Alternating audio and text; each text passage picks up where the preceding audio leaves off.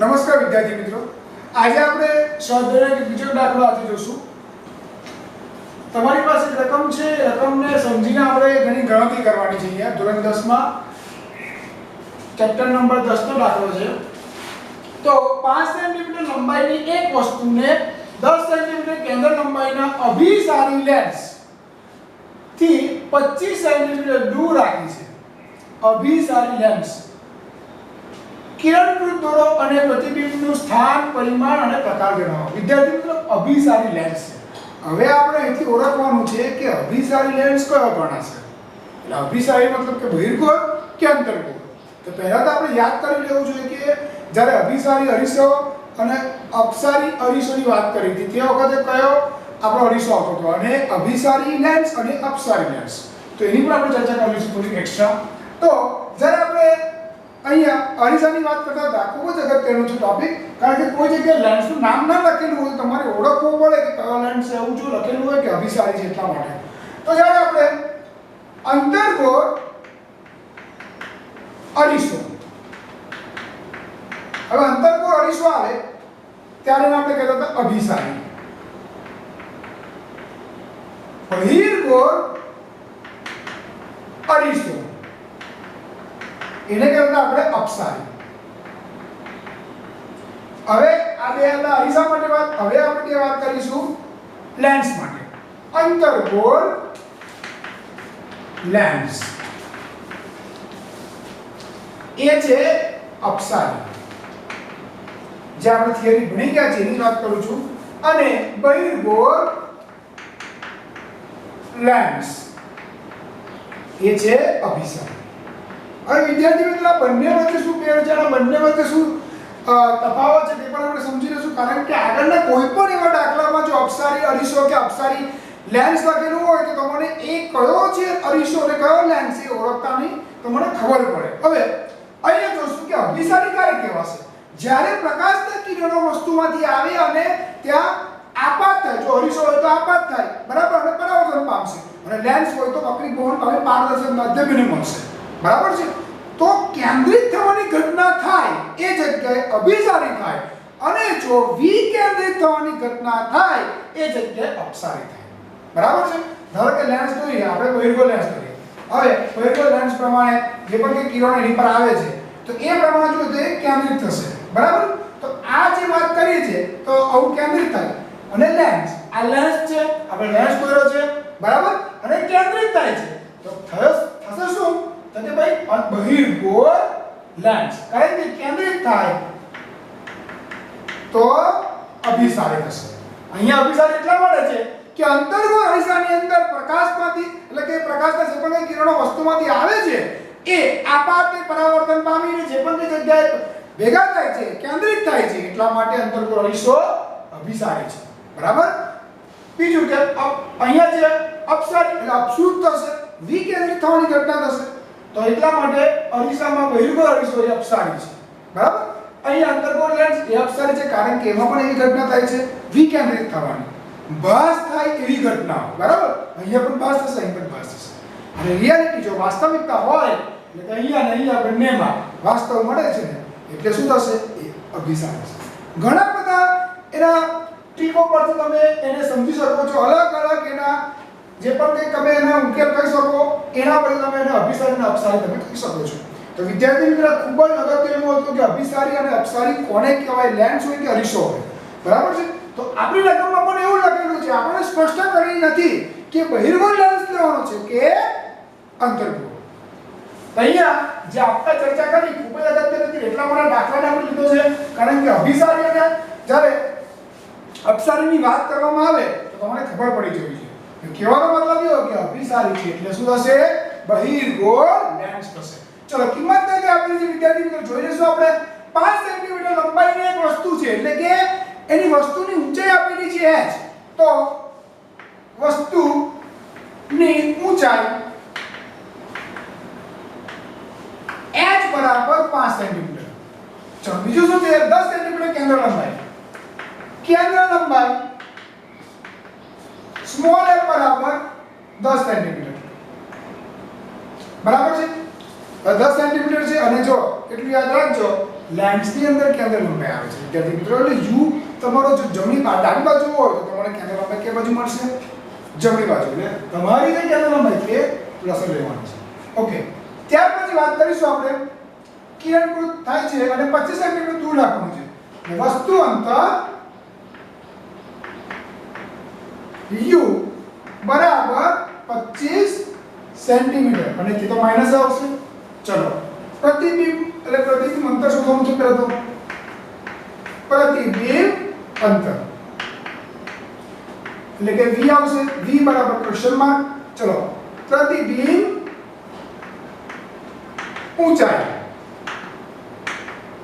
પ્રતિબિંબ ઊંચાઈ એટલે શું આવશે h ડેશ આવશે એમાં પણ ક્વેશ્ચન માર્ક આ બંને આપણે શોધવાનું છે કારણ કે સ્થાન પ્રકાર અને પરિમાણ જેવી રીતે આપણે આગળના દાખલા જોયા છે એવી રીતે આની અંદર પણ સ્થાન પરિમાણ અને પ્રકાર આપણે શોધવાનું છે ઓકે તો પહેલા તો આપણે ખબર પડી ગઈ કે લેન્સ કયો છે બરાબર કારણ કે આપણને પહેલાનો પ્રશ્ન એ થશે કે લેન્સ અહીંયા અભિસારી લેવો છે અને બહિર્ગોળ લેવો કે અંતર્ગોળ લેવો તો તેની આપણે ચર્ચા એટલા માટે જ કરી ઓકે હવે આપણે લેન્સ છે તો લેન્સનું સમીકરણ આ વિદ્યાર્થી મિત્રો લેન્સનું સમીકરણ આપણને આવડે જ છે ચલો લેન્સનું સમીકરણ લેન્સ માટેનું સમીકરણ તમે સૂત્ર પણ લખી શકો છો સૂત્ર શું હતું 1/v - 1/u is equal to કેટલો આવશે તમને is equal to 1/f એટલે કે કેન્દ્ર લંબાઈ ચલો સમીકરણ આપણે મૂકી દઈશું સમીકરણની અંદર જે પણ કંઈ મૂક્યું છે એની અંદર વેલ્યુ આપણે જે પણ કંઈ આવે છે બધી વેલ્યુ લખી દઈશું તો 1/v આપણે શોધવાનું છે 1/v - 1/u હવે 1/u તમારું કેટલું છે કે ભાઈ 1/-25 છે બરાબર છે બરાબર 1/10 10 સેન્ટીમીટર છે ઓકે હવે આપણે બરાબરની આ બાજુ લઈ લેશું એટલે કે આપણે અહીંયા v ને કરતા બનાવવું છે તો 1/v બરાબર શું આવશે 1/10 minus 1/25 બરાબર આ માઈનસ માઈનસ પ્લસ થશે બરાબર એટલે અહીંયા પ્લસ 1/25 આવશે અને તમે પાછું જમણી બાજુ લઈ જશો એટલે પાછું પ્લસનું માઈનસ થાય છે એટલે તમને આ પ્રમાણે મળે ચલો હવે આગળ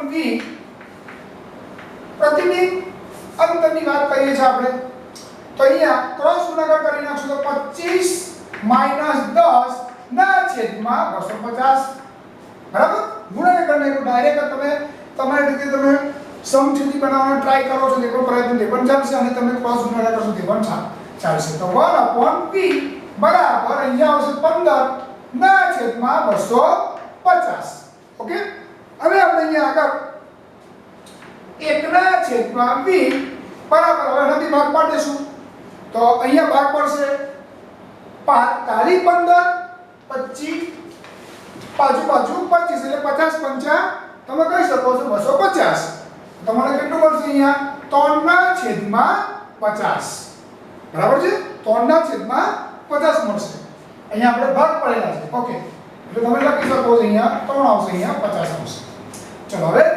બરાબર 50/3 કેસ લીધો આપણે બરાબર ઉલટાઈ જાય ચલો 50/3 કરશું એટલે આપણો જવાબ આવી જશે તો 50/3 કરવા જઈએ 3 * 3 2 વધ્યા ચલો ઉપરથી તરફથી 0 એટલે આવશે 3 6 18 2 પોઈન્ટ ચાલે 20 મૂકો 20 0 લીધા 6 18 અચ્છા યાદ કરશે એટલે 16.6 જેટલું તમારું અંતર આવે છે અને એ પણ કેવું આવશે વિદ્યાર્થી મિત્રો તમને પ્લસ આવે છે કહેવાનો મતલબ તમારું પ્રતિબિંબ અંતર ધન મળે છે ધન હોવાનું કારણ અહીંયા એ થશે કે પ્રતિબિંબ કિરણકૃત આકૃતિ પ્રમાણે જમણી બાજુએ રચાશે ખૂબ જ અગત્યનો છે પોઈન્ટ ચલો હવે આગળ જોઈશું આપણે તો અહીં પ્રતિબિંબ અંતર v ધન મળે છે બરાબર ધન મળે છે અહીંયા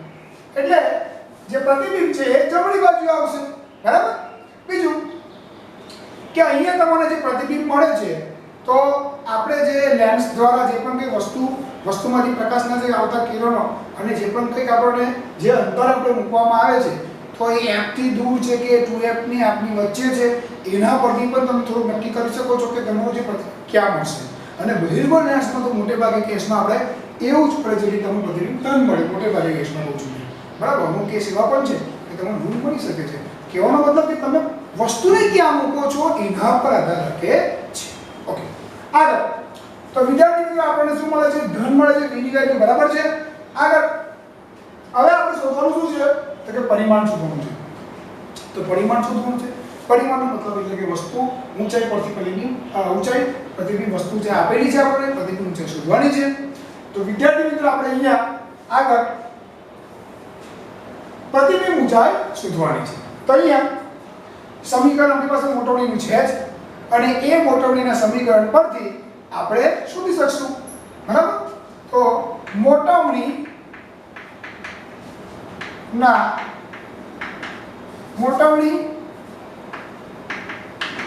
માટેનું સૂત્ર. બરાબર, તો m બરાબર h ના છેદમાં h બરાબર v ના છેદમાં u. લેન્સ છે વિદ્યાર્થી મિત્રો. હવે લેન્સ હોય એટલે આપણને ખબર જ છે કે અહીંયા પ્લસ આવે, હરીશ હોય તો માઈનસ આવે. ચલો, h બરાબર h v ના છેદમાં u. h કેટલું છે? 5 છે. અહીંયા તમે v ની કિંમત 50 ના છેદમાં 3 લખી શકો છો. એનું કારણ એ છે વિદ્યાર્થી મિત્રો, કારણ કે જે પણ તમને જે વેલ્યુ મળશે એ વેલ્યુમાં તમને અવયવકરણ અને ઉડાડો તમને આવી શકે. તો 50 ના છેદમાં 3 બરાબર, એના છેદમાં u કેટલો આવશે? -25. ઓકે, તો આપણે લખી લેશું અહીંયા -25. ચલો, હવે અહીંયા તમે ભાગી શકો છો, ગુણી કરી શકો છો. તો અને અંશનો છેદ બનશે એટલે આજુબાજુ જશે એટલે 250 થાય જોવા જઈએ તો. બરાબર, અને છેદમાં અહીં માઈનસ આવી જશે, માઈનસ છે 3 ગુણ્યા 25. વિદ્યાર્થી મિત્રો સરળતા પડે એ પ્રમાણે મેં અવયવ પાડ્યા છે. બરાબર, તો અહીંયા તમે જોઈ શકો છો આ માઈનસ 12 આવ્યું છે. બરાબર, એટલે માઈનસ ની લખ્યા છે. ચલો, અહીંયા તમે ઉડાવશો એટલે 10 આવશે. એટલે 10 ના છેદમાં 3 માઈનસમાં આવશે અને h ડેશ આવશે. બરાબર, તો અહીંયા જે h ડેશ ની કિંમત મળશે એ કિંમત તમારી કેટલી આવશે? 10 ભાગ્યા 3 કરો એટલે તમને કેટલી મળશે? 3 મળશે એટલે 3 તાલી 9, 1 વધશે 0, 3 9 એટલે ચાલ્યા કરશે ભાગ્યા રીતે 3.3 સેન્ટીમીટર જેટલું મળશે. બરાબર, 3.3 સેન્ટીમીટર. પણ કેવું મળશે? માઈનસ મળશે વિદ્યાર્થી મિત્રો. બરાબર, માઈનસ ચિહ્ન છે તમને માઈનસ મળશે. કહેવાનો મતલબ કે તમને જે પણ કંઈ પ્રતિબિંબ મળશે એ ઉલટું મળશે. બરાબર, તો વાસ્તવિક અને ઉલટાની વાત થઈ ગઈ. પરંતુ આપણે હવે જોઈએ વસ્તુની ઊંચાઈ કરતા પ્રતિબિંબની ઊંચાઈ નાની છે. બરાબર, તો અહીંયા આ કેસમાં તમે જોવા જાવ તો હવે f 2f પણ નક્કી કરી શકો છો કે ક્યાં મળે. કારણ કે તમને કેન્દ્ર નંબર વિદ્યાર્થી મિત્રો આપેલી છે. બરાબર, તો આપણી પાસે જવાબ જે આવ્યો અહીં તમે લખી શકો છો કે અહીં પ્રતિબિંબ વાસ્તવિક અને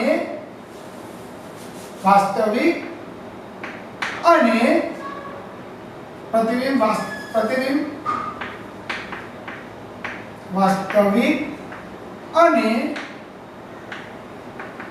ઉલટું મળે છે. બરાબર, વાસ્તવિક અને ઉલટું મળે છે અને પરિમાણ નાનું મળે. બરાબર, પરિમાણ કેવું મળશે? તમને નાનું મળશે. તો વિદ્યાર્થી મિત્રો અહીંયા જે તમને મળ્યું છે એ કેવું મળશે? પરિમાણ નાનું મળે છે. તો હવે આપણે આકૃતિની વાત કરીશું. આકૃતિ આપણે અહીંયા જોઈએ તો તમારે બહિર્ગોળ લેન્સની આકૃતિ દોરવાની છે. હવે બહિર્ગોળ લેન્સની આકૃતિ અહીંયા આપણે દોરીશું. તો બહિર્ગોળ લેન્સ માટે આપણે સૌપ્રથમ તો લેન્સ દોરીશું.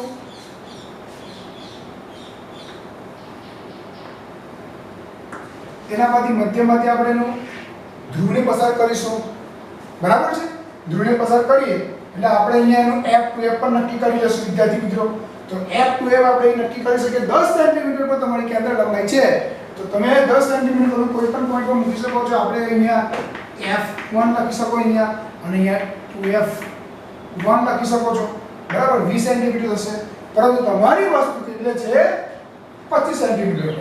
બરાબર એટલે 25 સેન્ટીમીટર પ્રમાણે જોઈએ f1 અને અહીંયા આપણે લખશું 2f1. હજુ તમારી વસ્તુ દૂર જશે. બરાબર છે? તો એ પ્રમાણે આપણે અહીંયા આ બાજુ પણ f2 અને અહીંયા આવશે 2f2. બરાબર? ઓકે. હવે અહીંયા આપણે વસ્તુ મૂકીશું 25 સેન્ટીમીટર. બરાબર? હવે 25 સેન્ટીમીટર જ્યારે વસ્તુ મૂકવામાં આવે ત્યારે 25 સેન્ટીમીટર પર જ્યારે વસ્તુને મૂકશું એને આપણે નામ આપીશું A અને B નામ આપીશું. અહીંથી પેલું સમાંતર કિરણ આવશે અને આપણે પ્રકાશીય કેન્દ્ર અને મુખ્ય મુખ દોરી નાખીએ. બરાબર છે? અહીંયા તમને જે પણ મળશે એ પ્રતિબિંબ તમને 16.6 પર મળે છે. કહેવાનો મતલબ તમારી કેન્દ્ર લંબાઈ કેટલી છે? તો કેન્દ્ર લંબાઈ 10 સેન્ટીમીટર છે. બરાબર? 10 સેન્ટીમીટર તમારી કેન્દ્ર લંબાઈ છે. વસ્તુની ઊંચાઈ કેટલી છે? તો 5 સેન્ટીમીટર વસ્તુની ઊંચાઈ છે. ઓકે? તમારે અહીંયા મેળવવાનું છે પ્રતિબિંબ અંતર કેટલું છે? 16.6 અંતર છે. કેટલું છે? 16.6. તો આ બાજુ પણ 10 સેન્ટીમીટર થશે. આ એટલે 10 સેન્ટીમીટર અહીંયા આવશે 20 સેન્ટીમીટર આવશે કારણ કે 2f પર તમારું 20 સેન્ટીમીટર થાય. ડબલ કરવા જઈએ 2f એટલે 20 સેન્ટીમીટર થશે. તો f2 અને 2f ની વચ્ચે મળશે વિદ્યાર્થી મિત્રો. જ્યારે f2f1 થી દૂર વસ્તુ હોય ત્યારે એમાંથી આવતા પ્રકાશના કિરણો બહિર્ગોળ લેન્સ પર પરાવર્તન થઈ. પરાવર્તન તો વક્રીભવન કહી શકાય. વક્રીભવન પામી શું થશે? અહીંયા f2 અને 2f2 ની વચ્ચે f2 અને 2f2 ની વચ્ચે મળશે. તો 16 પોઈન્ટ તમને જે મળે છે એ તમને અહીંયા f2 અને 2f2 ની વચ્ચે બીજું 3.3 સેન્ટીમીટર છે. હવે 3.3 સેન્ટીમીટર છે એનો કહેવાનો મતલબ એવો થશે કે આ જે 5 સેન્ટીમીટર છે એના કરતાં નાનું મળવું જોઈએ. બરાબર? એટલે કે આપણે એ પ્રમાણે લેશું. બરાબર? તો તમને નાનું મળે છે અહીંયા આ 3 સેન્ટીમીટર થયું. આ B' અને A' હવે 1 કિલો નથી હશે. તો આ જે તમને મળ્યું એ મળે છે તમારું પ્રતિબિંબ. વિદ્યાર્થી મિત્રો બીજું કે તમારું કઈ દિશામાં છે? નીચેની તરફ છે. બરાબર? એટલે ઋણ આવશે. બરાબર? બીજું વસ્તુ તમારી ધન છે. આ બાજુ જોઈએ તો જમણી બાજુ છે. આ કઈ બાજુ છે? ડાબી બાજુ છે. બરાબર? એટલે જમણી બાજુ ધન થશે અને આ બાજુ માઈનસ આવશે. એટલે આપણને જે મળે છે પ્રતિબિંબ એ પ્રતિબિંબ તમારું નીચે તરફ છે. મુખ્ય અક્ષને લંબ નીચે તરફ છે. બરાબર? એટલે તમારું ઋણ મળે છે. તો વિદ્યાર્થી મિત્રો આ પ્રમાણે આપણે અહીંયા આપણે ઓ નામ આપી દઈએ, અહીંયા m આપી દઈએ, n આપી દઈએ. આ પ્રમાણે આપણે સમજી શકીએ છીએ કે 2f1 થી દૂર હોય ત્યારે તમને f2 અને 2f2 ની વચ્ચે મળે. તો વિદ્યાર્થી મિત્રો ખૂબ જ અગત્યનો દાખલો હતો. આ દાખલા પરથી ઘણી બધી વસ્તુઓ આપણને શીખવા મળી. તો જે આપણે અભિસારી અપસારી એની પણ ચર્ચા કરીને આ પ્રમાણે આકૃતિને પણ સારી રીતે સમજી. બરાબર છે? તો આ તમને 3 સેન્ટીમીટર 3.3 સેન્ટીમીટર આવશે વિદ્યાર્થી મિત્રો. બરાબર? આ જે જવાબ આવે છે એ 5 સેન્ટીમીટર. વસ્તુ તમારે કેટલા છે? જોવા જઈએ તો 25 સેન્ટીમીટર છે. બરાબર? આ પ્રતિબિંબ 16.6 સેન્ટીમીટર. તો આ પ્રમાણે તમને દાખલા પરથી તમે આકૃતિ પણ દોરી શકો છો. તો અહીંયા આપણે આ દાખલાની અંદર આ પ્રમાણે બધી જ વસ્તુને સમજીએ.